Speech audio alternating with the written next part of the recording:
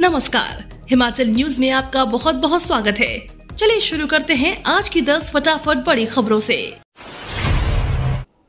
दिल्ली में केंद्रीय स्वास्थ्य मंत्री से मिले deputy CM Mukesh Agnihotri, bulk drug park के लिए मांगी अतिरिक्त राशि। मुकेश अग्निहोत्री के केंद्रीय मंत्री को बताया कि बल्क ड्रग पार्क से क्षेत्र में आर्थिक विकास के साथ साथ दवा उत्पादन के क्षेत्र में आत्मनिर्भरता बढ़ेगी। इस प्रोजेक्ट को सफलतापूर्वक आगे बढ़ाने के लिए अतिरिक्त वित्तीय सहयोग की जरूरत है।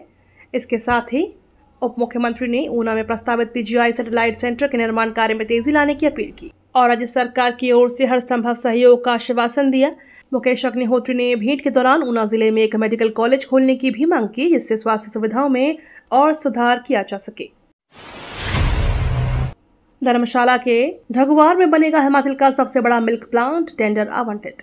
हिमाचल प्रदेश की विधानसभा क्षेत्र धर्मशाला के ढंगवार में आधुनिक सुविधाओं से लैस प्रदेश का सबसे बड़ा मिल्क प्रोसेसिंग प्लांट बनेगा। प्रदेश सरकार से बजट की स्वीकृति मिलने के बाद विभाग के निर्माण कार्य का टेंडर अवार्ड कर दिया गया है। नेशनल डेयरी डेवलपमेंट बोर्ड को इस प्लांट के निर्माण का जिम्मा सौंपा है। संबंधित कंस्ट्रक्शन कंपनी ने निर्माण स्थल पर मशीनरी पहुंचा दी है। पुराने भवनों को गिराने और जमीन को समतल करने का काम शुरू हो गया है।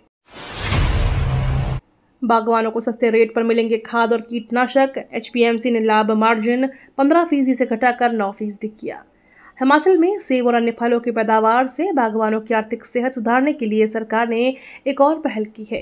बागवानों को फल उत्पादन से अधिक कमाई हो, इसके लिए सरकार ने बगीचों में डाले जाने वाले खाद, फूल और फलों को कीड़ों से बचाने के लिए पौधों में किए जाने वाले कीटनाशक छिड़काव के रेट कम किए हैं। इसके लिए एचपीएमसी ने अपने लाभ मार्जिन को 15% से घटाकर 9% किया है। ऐसे में अब बागवानों को सस्ते रेट पर खाद और कीटनाशक उपलब्ध होंगे। मुख्यमंत्री सुक्खू बोले, टापरी में बनेगा जियोथर्मल तकनीक से विश्व का पहला सीए स्टोर। बागवानी प्रदेश की कृषि अर्थव्यवस्था का मुख्य आधार है। बागवानी के विकास में हिमाचल प्रदेश ने देश में अपनी पहचान बनाई है। वर्तमान में राज्य के लगभग 234 लाख हेक्टेयर भूमि पर बागवानी की जा रही है। इससे लगभग 5000 करोड़ रुपए की औसत वार्षिक आय होती है। यह क्षेत्र प्रत्यक्ष और अप्रत्यक्ष रूप से 9 लाख लोगों को रोजगार देता है। मुख्यमंत्री सुखविंदर सिंह सुक्खू ने कहा कि उद्यान क्षेत्र में इस बार बागवानों के लिए सेब की 8 नई किस्मों के पौधे तैयार किए हैं। पंचायत तकनीकी सहायकों को न्यूनतम वेतन देने के हाई कोर्ट के निर्देश पर रोक। हिमाचल प्रदेश ने पंचायत तकनीकी सहायकों को न्यूनतम वेतन देने के हिमाचल हाई कोर्ट के निर्देश पर सुप्रीम कोर्ट ने फिलहाल रोक लगा दी है। सुप्रीम कोर्ट ने इस संबंध में राज्य सरकार को नोटिस जारी किया है और इस पर 25 नवंबर तक जवाब मांगा है। सुप्रीम कोर्ट ने यह मामला सुनवाई के लिए लगा था। हाई कोर्ट की एकल पीठ ने इन्हें न्यूनतम वेतन देने और नियमित करने के निर्देश जारी किए थे। सुप्रीम कोर्ट ने अब हाई कोर्ट के निर्देश पर रोक ऊना में वंदे भारत ट्रेन पर पथराव, बसाल गांव के पास फेंके गए पत्थर। देश की सुपरफास्ट ट्रेनों में शुमार अमदौरा के और ऊना से होकर नई दिल्ली जाने वाली वंदे भारत ट्रेन पर एक बार फिर से पथराव हुआ है। इस घटना में वंदे भारत ट्रेन के 4 कोचों E1, E2, E7, C10 को नुकसान पहुंचा है।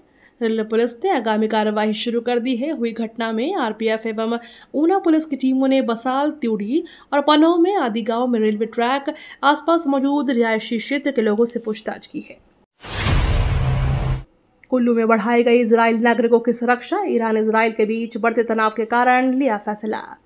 ईरान, लेबनान, इजरायल के बीच बीते दिनों बढ़ रहे तनाव के चलते इसका असर अब अन्य देशों में रह रहे इजरायल के नागरिकों पर भी पड़ रहा है। अक्टूबर माह में इजरायल के नागरिकों के कुछ प्रमुख त्योहार भी मनाए जाते हैं। इस बात को ध्यान में रखते हुए कुल्लू पुलिस ने भी कसौल और मनाली में इजरायल नागरिकों की सुरक्षा को बढ़ा दिया है, ताकि इजरायल के लोग सुरक्षित महसूस कर सकें। अक्टूबर माह में इजरायल नागरिक कुछ त्योहार भी मनाते हैं। इस दौरान सभी इजरायली नागरिक एक जगह पर एकत्र होकर इन त्योहारों को मनाते हैं। मुख्यमंत्री सुक्खू बोले, इस वर्ष अब तक 1545 मीट्रिक टन सेब जूस कंसंट्रेट का रिकॉर्ड उत्पादन।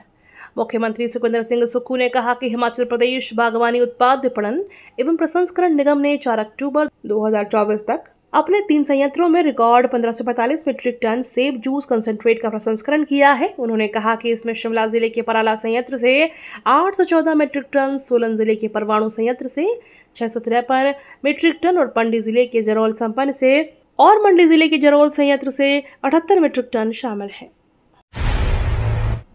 ओपन एआई ने चैट जीपीटी में पेश किया कैनवास इंटरफेस।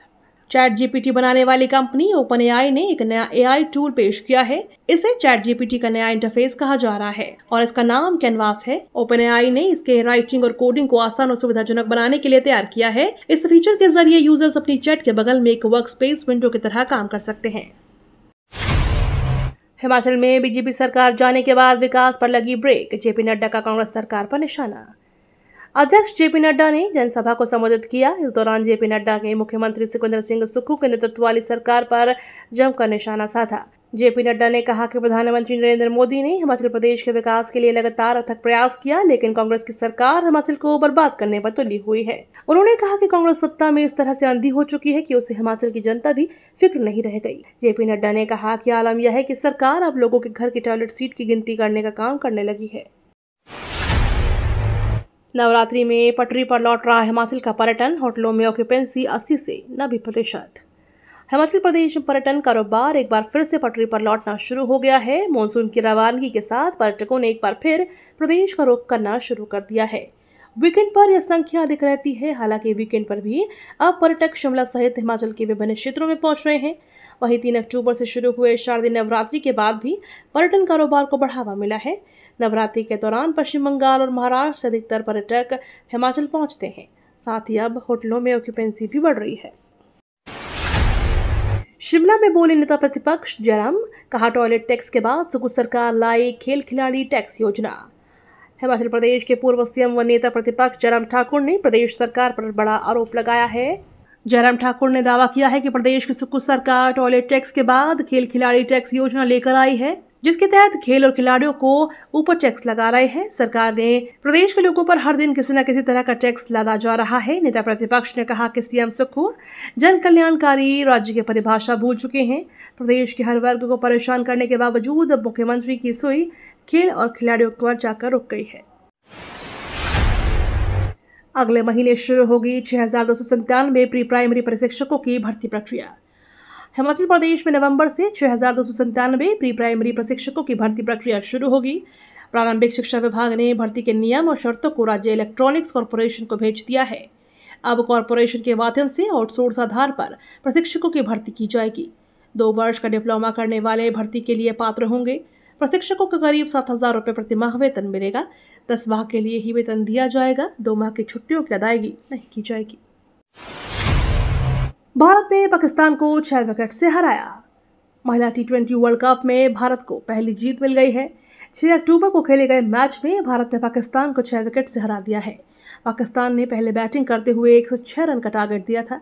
जवाब में भारतीय टीम ने 18वें ओवर में लक्ष्य हासिल कर लिया। भारत की तरफ से शेफाली वर्मा ने 32 रन और कप्तान हरमनप्रीत कौर ने 29 रन की पारी खेली। महिलाओं को मिलेंगे फ्री गैस सिलेंडर, केंद्र सरकार का बड़ा तोहफा। भारत सरकार देश के करोड़ों लोगों के लिए उनकी अलग अलग जरूरतों के अनुसार स्कीम चलाती है। देश के करोड़ों लोगों को फायदा मिलता है। देश में अभी भी कुछ जगह ऐसी हैं जहां लोग खाना बनाने के लिए मिट्टी के चूल्हों का इस्तेमाल करते हैं, लेकिन भारत सरकार का उज्ज्वला योजना के तहत उन महिलाओं को गैस सिलेंडर पहुंचाया जा रहा है। ये तो थी आज की 10 बड़ी खबरें।